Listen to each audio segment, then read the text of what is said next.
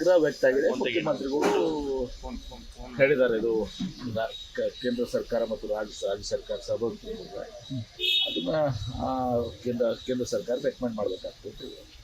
Sir, ಈಗ ಬಸವಣ್ಣವರು ಹೇಳಿದ ಮಾರ್ಗದಲ್ಲಿ ನಾವು ನಡಿಬೇಕು ಅಂತ ಸಿದ್ದರಾಮಯ್ಯನವರು ಹೇಳಿದ್ರು. ಆದರೆ ಕೆಲವರು ಅದನ್ನು ಪ್ರತ್ಯೇಕ ಲಿಂಗಾಯತ ಧರ್ಮಕ್ಕೆ ಮುಖ್ಯಮಂತ್ರಿಗಳ ಅಭಿಪ್ರಾಯ ಅನ್ನೋ ಥರ ಚರ್ಚೆಯನ್ನು ಮಾಡ್ತಿದ್ದಾರೆ. ನೋಡ್ರಿ, ಒಂದು ಹೇಳ್ತೀನಿ, ಬಸವಣ್ಣನವರು ನಾನು ನಿನ್ನೆ ಹೇಳಿದ್ವಿ, ಎಲ್ಲರೂ ಭಾರತೀಯರು, ಭೌಗೋಳಿಕವಾಗಿ ಹಿಂದೂ ಭಾರತೀಯರು. ಈ ರೀತಿ ಯಾವ ರೀತಿ ಸಿಖ್ ಮತ್ತು ಬೌದ್ಧ ಜೈನ ಇದ್ದಾವೆ ಏನ್ರಿ, ಭಾರತದಲ್ಲಿರುವ ಎಲ್ಲರೂ ಕೂಡ ಹಿಂದೂಗಳು. ಆದರೆ ಇದು ಒಂದು ಧರ್ಮ, ಬಸವ ಧರ್ಮ.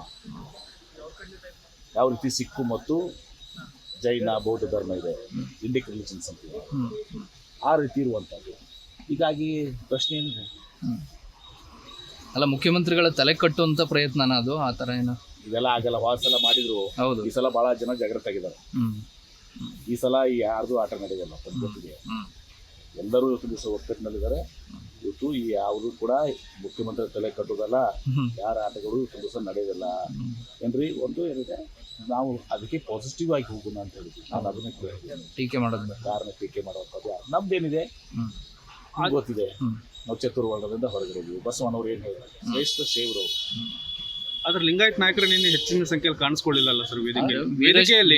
ವೀರಶೈವ ಮಹಾಸಭಾ ಲಿಂಗಾಯತ್ ನಾಯಕರು ಶಾಸಕರು ಕಾಣಿಸ್ಕೊಳ್ಳಿಲ್ಲ ಉಳಿತು ಅನ್ನೋ ಥರ. ನೋಡಿ, ಅವರು ನಿಮಗೆ ನಾನು ಹೇಳಿದ್ರೆ ತಪ್ಪಾಗುತ್ತೆ, ಅವರು ಮಠಾಧಿಪತಿಗಳ ಒಕ್ಕೂಟದಿಂದ ಆಗಿತ್ತು. ಅವರು ಯಾರು ಡಿವೆಲ್ ಸ್ಟ್ಯಾಂಡ್ ಇದೆಯಲ್ಲ, ಆ ಡಿವೆಲ್ ಸ್ಟ್ಯಾಂಡ್ ಇದ್ದವ್ರು ಯಾರಿಗೂ ಕರೆದಿಲ್ಲ. ಓಕೆ, ಇಷ್ಟು ಮ್ಯಾಗ ಅರ್ಥ ಮಾಡ್ಕೊಳ್ಳಿ. ಯಾಕಂದ್ರೆ ಹುಬ್ಳಿಯಲ್ಲಿ ಆಗಿದ್ದೇನು ಗೊತ್ತಿದ್ದಾರೆ, ಯಾವ ರೀತಿಯಲ್ಲಿ ಇಲ್ಲಿ ಯಾರು ಬಸವಣ್ಣನ ಪರವಾಗಿದ್ದಾರೆ ಅವ್ರು ನೇರವಾಗಿರೋರನ್ನ ಕರೆದಿದ್ದಾರೆ. ಸ್ಟ್ರೈಟ್ ಇದು ನಾನಲ್ಲ ಅವರು. ಮತ್ತು ಕಾರ್ಡು ನೋಡಿದ್ದೀರಿ, ಕಾರ್ಡ್ನಲ್ಲಿ ಸಿದ್ದರಾಮಯ್ಯ ಒಂದೇ ಒಂದು